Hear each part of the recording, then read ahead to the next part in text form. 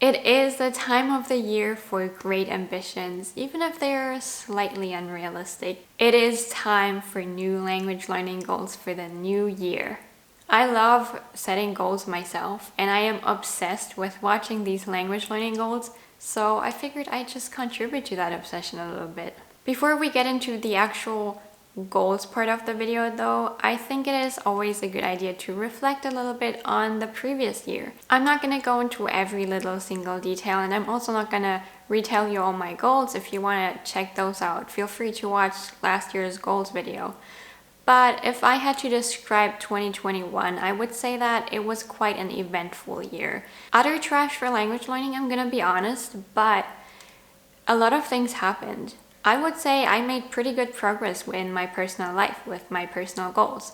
I mean, I graduated with my degree in Japanese and English studies. I moved out, and then I started a master's degree in linguistic data science. All of these events influenced my attitude towards language learning, and it's been on my mind for quite a while, but I think I've finally come to terms with the fact that languages are just not that important to me anymore. And that reflects in my language learning this year. I thought I was gonna read a lot because I genuinely like reading. But after having read so much literature for my final thesis, I was just so burned out from reading. I didn't want to read anymore. And so I did not hit my 3 million words in Dutch, and I did also not read my 12 books in German. Though I have read a few German books. For Dutch, I literally haven't done anything since February. I also did get back to Spanish as I predicted I would, but it was just not with the same intensity that I thought I would, which is perfectly fine, but it's still a goal I missed. For English and Japanese, obviously the first half of the year I was occupied with English and Japanese literally all day, every day, because my thesis did take a lot of time and reading and all of that. But after that, I just dropped it. I thought that I might fall in love with Japanese again. I did not. And it's perfectly fine. Though, and I kind of thought that this might happen as well, when I started to learn Korean, or ever since I started to learn Korean, which is surprisingly my most consistent language this whole year, even though it had its off time as well. Ever since I started to learn Korean, I have been feeling this tickle to learn Japanese again. Because Japanese is obviously something I already know how to do. It's not as exhausting as Korean is. But I know that this Japanese tickle is very fragile and that it will break the second that I touch it. So I don't know how to deal with this right now. I still consider myself on a Japanese break, but that's been a very recent development. Now, with all that in mind, with languages not being that much of a priority in my life anymore, but still wanting to include languages, have languages in my life, I figured that the next year I was not going to divide the years into quarters or monthly goals or anything like that, but into different projects and challenges. I think it's easiest if I just give you some examples, and these are in no particular order. I don't know when I'm going to start these. I don't know how long they're going to take. I don't know how much time they will require. They're just ideas that I have that might be fun things to do throughout the next year. So the first challenge that I will be continuing into the new year is the bibimchallenge that I started a few weeks ago. The Korean reading challenge that I thought was gonna be easy enough to finish until the end of the year. Turns out I'm quite a slow reader in Korean, and I will be continuing to read the bibim chats until there are none left. And at my current pace, that might be 3 to 4 months from now. So that means, I guess, good news, Korean isn't going anywhere. The next project that I'm personally quite excited about is the Canto 2023 project. My boyfriend has been working on making resources for Cantonese learners for the last 2 years, and finally things are at a point where Cantonese is no longer a weird language where you have to look on page 2 of the Google search. You can actually find quite amazing resources now. They have graded readers. They have an Anki deck to get you started on learning words and characters.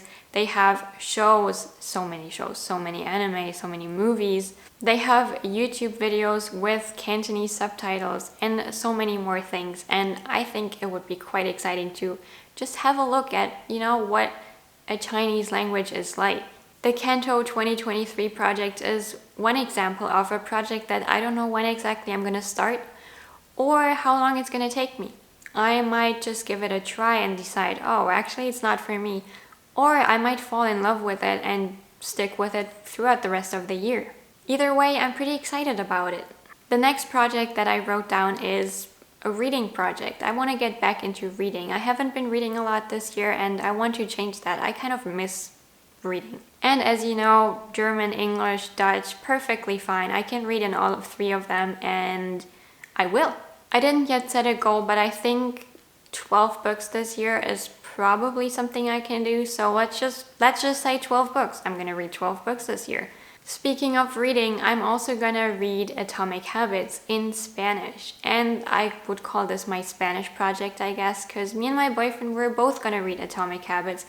And I hope that I can use this as a kind of core to start also learning other things in Spanish. My ideal case would be that I start reading in Spanish and then I get curious about it and I start watching things again. And I learn more grammar, I learn more words, and then maybe I get to discuss about Atomic Habits in Spanish. That would be pretty cool, no? I also have 2 goals to do with learning about the language, not learning the language. One is for German, which obviously I already know. And what I want to learn is grammar. I interact with so many German learners and I know how to answer their questions intuitively. I can give them a correct example sentence, but I don't know why it is correct. The same goes for the pronunciation of German. Obviously, I know how to speak German and I would say that my pronunciation is pretty good. But there are a lot of things that I can't exactly explain why they are the way they are. The other language is Japanese, where I have been dying to talk about Japanese syntax. And I know not a lot of people care, but it makes me so mad when people tell me that they don't know how to understand a Japanese sentence. Or when they say that Japanese sentences don't make any sense and that they're all over the place. I wholeheartedly disagree. Japanese syntax is probably one of the easiest of all of the languages I learned. It's so straightforward once you know the rules. So my plan was to just brush up on some of my Japanese syntax knowledge so I can actually use the correct terms and everything, and then maybe make a video about Japanese syntax. And maybe by the time I decide to do it, I will actually feel like learning Japanese again. Who knows? The last 2 things I wrote down, which are more to do with language learning in general, are a LingQ and Migaku guide and some research into languages, language acquisition, and all the like. For the guides, I'm gonna see whether I feel they are necessary because I feel like for LingQ, the guide I made is still pretty accurate, but there are some things that I notice come up again and again as questions that I feel like I should address again. And then Migaku, even though they said that they simplified their sign up and their usage, I feel like a lot of people are still going to be quite confused about how to use it and why to use it and all of that. So I'll see if I can make a guide for that as well. The other thing is research. I feel like in the language learning community, there are so many random opinions and just studies taken totally out of context. And I know we're really good at doing that on the internet, but I want to just dive into some of these studies and see what they're actually saying with the context. Context is so important. So I think just, reading through them, because I do have the access, I do have the knowledge to understand what is going on, I figured I might give it a try. So as you can see, all the languages that I've been studying this far are kind of still gonna be languages of 2023. There's gonna be Dutch for the reading, there's gonna be Spanish for the Atomic Habits and the reading project with my boyfriend, there's gonna be Cantonese, which is gonna be new, and then Korean with the bibimchallenge. There's gonna be Japanese, potentially just for the grammar part, but who knows, maybe I'll get back into it. And then obviously German and English are just always gonna be there, can't escape them. And I'm pretty sure things are gonna change throughout the year as they tend to do, but that's what's basically currently going on in my mind. I'd be super curious to hear about your language goals, or maybe you have a few language projects as well. Let me know in the comments below, and I'll see you in my next video. Happy New Year!